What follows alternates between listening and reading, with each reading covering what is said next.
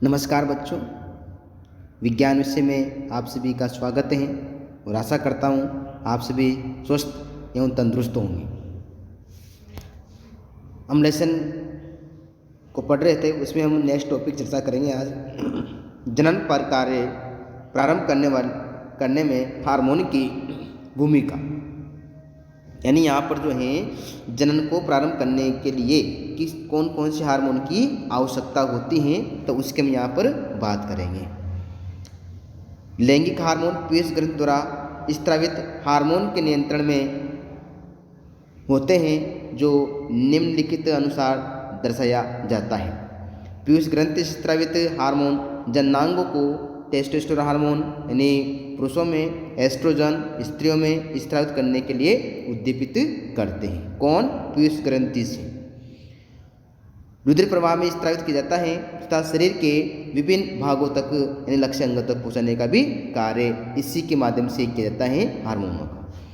यौनारंभ के समय शरीर में जो परिवर्तन को उद्दीपित करता है वो भी इसी में दर्शाता है। कीट एवं मेंढक में जीवन चक्र पूर्ण करने में हार्मोन का योगदान होता है और इस हार्मोन के कारण ही ये अपने अवस्थाओं को परिवर्तित करते हैं। इसे यहाँ पर देख सकते हैं आप चक्र के माध्यम से। तो रेशम कीट का और मेंढक का जीवन चक्र दे रखा है।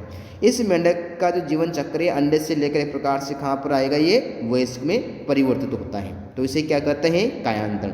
और इस कायांतरण करने के लिए कीटों में कुछ कीट हार्मोन्स पाए जाते हैं, जिसके द्वारा ही ये अपनी अवस्था को परिवर्तित करते हैं। तो ये थायराइड ग्रंथि से, इस तरह उनमें हार्मोन्स हैं थायरोक्सिन।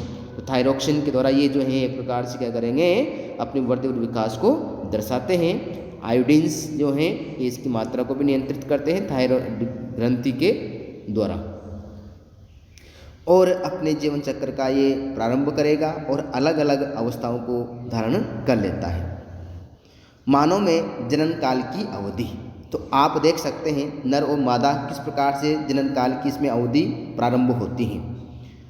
तो एक चित्र के माध्यम से आप इसको स्पष्ट कर सकते हैं। दो भागों में इसको बांटा गया है, जनन और काल। जनन का मतलब प्रजनन करना और काल का मतलब समय, यानी कुछ काल समय के बाद ही ये जो है जनन के योग्य होते हैं। तो नर के माध्यम से ये कुछ शारीरिक अंगों का विकास होता है।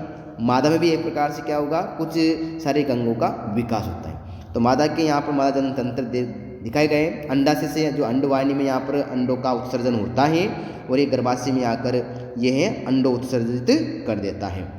तो ये एक कुछ समय के पश्चात ही ये प्रक्रिया संपन्न होती है।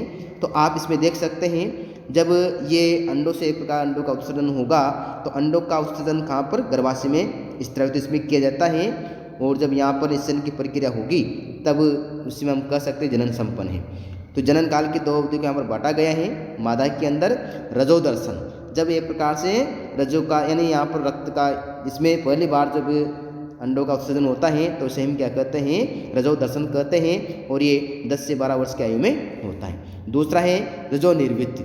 वही रजो निर्वृत्ति जब ये मास चक्र बंद हो जाता है, यानी अंडाशय से यहाँ पर निकलना बंद हो जाता है, तो जो रजो निर्वृत्ति कहते हैं। और ये 45 से 50 वर्ष की आयु में होती है। जब अंडाशय से यहाँ पर जो है अंडों निष्कर्षित होते हैं और ये गर्भाशय की दीवार में आ जाते हैं, और दीवारों में आकर इसकी दीवारों में यहाँ पर निषेचन की अगर क्रिया हो जाती है तो ये इसी में बना रहता है।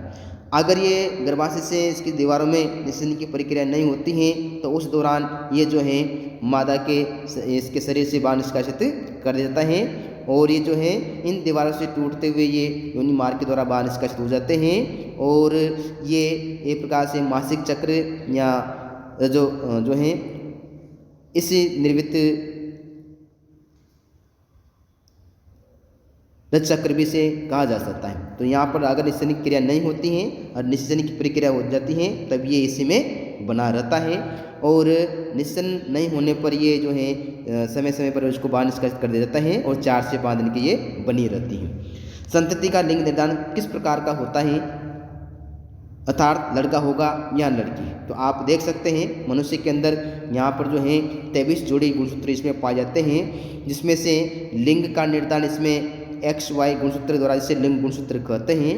तो तो अलिंग गुणसूत्र और लिंग गुणसूत्र।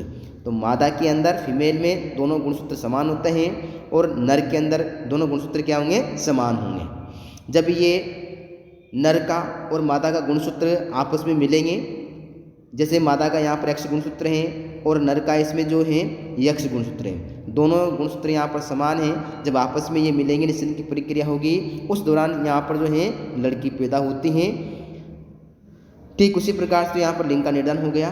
उसी प्रकार से वाई नर का और एक्स मादा का, तो जब ये निषेचन क्रिया होगी तब यहाँ पर लड़का उत्पन्न होता है। तो इस प्रकार से लिंग का निर्धारण संपन्न होता है।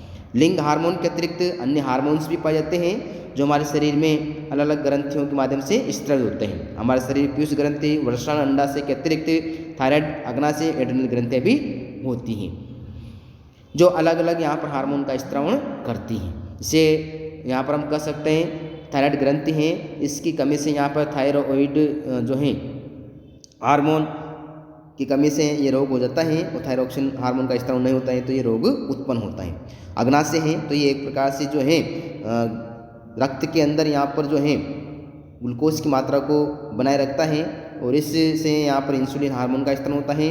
अगर इसका स्त्राव नहीं होता है तो यहाँ पर मधुमेह रोग उत्पन्न हो जाता है। उसी प्रकार से एड्रिनल ग्रंथि है, ये जो है इसके कारण एड्रेनलिन हार्मोन स्रावित होता है एड्रेनल ग्रंथि से, और एड्रेनल ग्रंथि से स्रावित यहाँ पर जो है इसका नियमित रूप से अगर स्राव नहीं होता है तो व्यक्ति में तनाव, कुछ थकान या फिर चिड़चिड़ा स्वभाव उत्पन्न हो जाता है। तो इसके कारण ही हम यहाँ पर कह सकते हैं कि अलग अलग ग्रंथियों के माध्यम से इसका स्राव होता है। पीयूष ग्रंथि है तो पीयूष ग्रंथि के माध्यम से यहाँ जो है वृद्धि हार्मोन यानी इसकी कमी से पिट्यूटरी ग्लैंड से स्रावित होने वाला रोग यहाँ पर वृद्धि हार्मोन है, और इसकी कमी अगर होती है तो व्यक्ति बोना या फिर जो है दानों का हो जाता है। हार्मोन का स्राव सही न होने के कारण से होने वाले रोग के बारे में यहाँ पर चर्चा करते हैं। तो इसको एक टेबल के माध्यम से समझ सकते हैं। किस टेबल में किस ग्रंथि से कौन सा हार्मोन और इससे हार्मोन से स्रावित नहीं होने से क्या रोग उत्पन्न हो सकता है। तो जैसे यहाँ पर थायराइड ग्रंथि है और इस थायराइड ग्रंथि से थायरोक्सिन हार्मोन का स्रावण होता है। हार्मोन का स्रावण सही नहीं होने के कारण कई रोग हो सकते हैं, और इस रोग के कारण जो है यहाँ पर गोइटर नामक जो है रोग हो जाता है, जिसे गला में सूजन हो जाती है। नेक्स्ट ग्रंथि अग्नाशय है, और इस अग्नाशय ग्रंथि से इंसुलिन का स्रावण होता है हार्मोन्स का, और इसके सही प्रकार से सही तरीके से स्राव नहीं होने से मधुमेह रोग उत्पन्न हो जाता है। ठीक उसी प्रकार से एड्रिनल ग्रंथि है, एड्रिनल हार्मोन का स्राव होता है, और इसके सही प्रकार से स्राव नहीं होने के कारण यहाँ जो है व्यक्ति में तनाव या फिर शरीर में उत्पन्न हो जाते हैं। तो इस प्रकार से हमने यहाँ पर जो है इसके बारे में पढ़ा है। आगे हम इसके कुछ और भी टॉपिक दे रखे से हम चर्चा करेंगे। सभी को धन्यवाद एक बार।